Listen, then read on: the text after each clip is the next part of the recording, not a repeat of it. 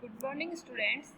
We are discussing chapter number 5, separation of substances, in which we have discussed several methods by using which you can separate the mixtures.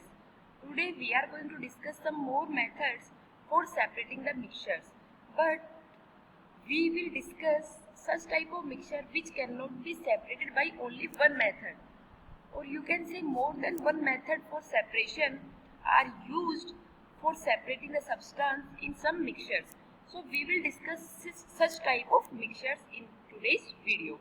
So we will go for an activity for separating this type of substances. What is the activity? Take a mixture of salt and sand. Mixture of salt and sand लीजिए. अब salt और sand के जो particles हैं, firstly we are going to compare it with the previous one कि क्या हम पहले वालों की तरह से इसको हम जो पहले हमने जो मेथड्स पढ़ चुके हैं, क्या हम सोल्ट और सैंड के मिक्सचर को भी उन मेथड्स की हेल्प से हम सॉर्ट आउट कर सकते हैं या नहीं कर सकते, क्योंकि सोल्ट और सैंड जो है सबसे पहले हमने हैंड पिकिंग पढ़ा था, दोनों के ही पार्टिकल बहुत टाइनी लेवल पे है तो उनको हम सेपरेट नहीं कर सकते। नेक्स्ट था आपका विनोइंग। विनोइंग में दोनों ही हैवियर पार्टिकल्स है, एक ही जगह पे आएंगे तो उसको भी सेपरेट नहीं कर सकते। जैसे कि सीविंग, सीविंग में आपके दोनों पार्टिकल्स का साइज ऑलमोस्ट इक्वल है, तो या तो दोनों पार्टिकल सीव के ऊपर ही रह जाएंगे या दोनों पार्टिकल्स का जो मिक्सचर है वो सीव के गो थ्रू हो जाएगा, तो मिक्सर आ जाएगा, हमारे पास सेपरेट नहीं होंगे। So what we have to do to separate this salt and sand, keep this mixture in a beaker and add some water to it. हम इस मिक्सचर को एक बीकर में रखते हैं और उसके साथ में क्या करते हैं, वाटर को ऐड करते हैं।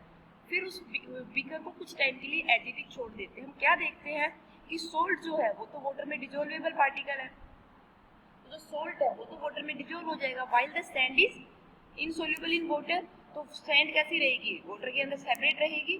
अब जब हमने उसको कुछ टाइम के लिए एजिटिक छोड़ दिया है, उसके अंदर कोई मूवमेंट नहीं किया है, उसको बिल्कुल हिलाया नहीं है, तो क्या हो जाएगा कि जो सैंड के जो पार्टिकल्स है that will come to the bottom of the beaker और you can say container holding the water, while the water with salt comes on the upper layer. So sand can be separated by decantation and filtration. We have discussed this topic for separation of sand from the water, or you can say muddy water का हमने example लिया था, उसको हम decantation और filtration की help से separate कर सकते हैं। डिकेंटेड जो लिक्विड है, जो अब हमने लिक्विड को सेपरेट कर लिया है, उसके अंदर क्या क्या है, सैंड आपकी सेपरेट हो गई है, उस लिक्विड के अंदर वाटर प्लस सोल्ट है। We have to separate this salt from liquid. Transfer this liquid to a kettle and close the lid. हमने उस लिक्विड को केटल में ट्रांसफर किया और उसकी जो ढक्कन है, लीड है, उसको हमने क्लोज कर दिया। Heat the kettle and steam comes out. जब हम हीट करते हैं तो स्टीम उससे बाहर आने लगती है उसके स्पाउट से। Take a metal plate with some ice on it and hold it just about the spout of the kettle. हम एक मेटल प्लेट लेते हैं जिसके ऊपर हमने दूसरी साइड में कुछ आइस क्यूब रखे हैं और उस मेटल प्लेट को विद आइस क्यूब हम होल्ड करते हैं केटल के स्पाउट के तुरंत ऊपर। Come to the next point, जैसे हमने ये लिया, क्या केटल लिया, इसके अंदर हमने वो जो सोल्ट के साथ में सोल्टी जो लिक्विड है वो फिल कर रखा है, नीचे हमने हीट करने के लिए लगा रखा है, ये इसका स्पाउट है, ये हमने मेटल प्लेट ली, इसकी साइड में ये आपकी आइस की क्यूब्स है और ये हमने बीकर रखा है जिसके अंदर हमारा यहाँ से वाटर आएगा। अब हम क्या देखते हैं, when the steam comes in contact with the metal plate, जब ये स्टीम जो यहाँ से निकल रही है इसके स्पाउट से, जब ये बॉइलिंग हो रही है तो यहाँ से स्टीम निकल रही है, जब ये स्टीम वाटर के कॉन्टेक्ट में आएगी, सॉरी ये मेटल के कॉन्टेक्ट में आएगी, तो और ये मेटल कैसी है आपकी, ठंडी है, क्योंकि यहाँ पे तो आइस है, तो वो क्या हो जाएगी, it condenses and forms liquid water. तो जो ये लिक्विड, जो ये आपका स्टीम है, ये वापस किस में कन्वर्ट हो जाएगा, लिक्विड में कन्वर्ट हो जाएगा। The water drops that are falling from the plate are due to condensation of liquid, that is कि यहाँ से जो स्टीम यहाँ पे जा रही है, ये ठंडी होने की वजह से ये जो स्टीम है ये वापस कन्वर्ट किस में हो रही है, आपकी लिक्विड में कन्वर्ट हो रही है। अब ये लिक्विड में कन्वर्ट होने के बाद क्या होगी, जब यहाँ से ये आपकी जो वाटर ड्रॉप्स बन के जो स्पीकर में आ रही है, this is just because of condensation of the steam.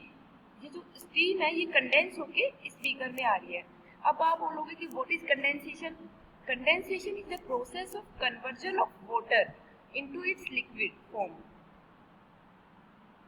Water की जो वेपर है, उन वाटर वेपर्स को उसके लिक्विड फॉर्म में कन्वर्ट करने के लिए हमारा जो प्रोसेस होता है that is known as condense.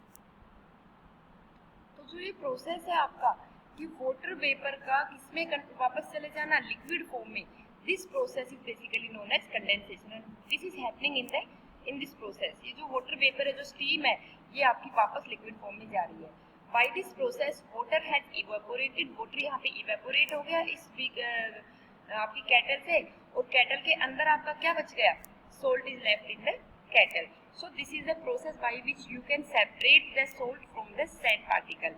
We have used several methods for this separating the substances in this mixture. As in this mixture we have used decantation and filtration, then condensation. So more than one methods are used. So students, go through this. I hope this is clear to all of you. If any doubt then you can ask to me beta. Be regular, काम करिए regular, आप समझने की कोशिश करिए। जब हमारी live class होगी then we will discuss the doubts as well. Thank you, God bless you.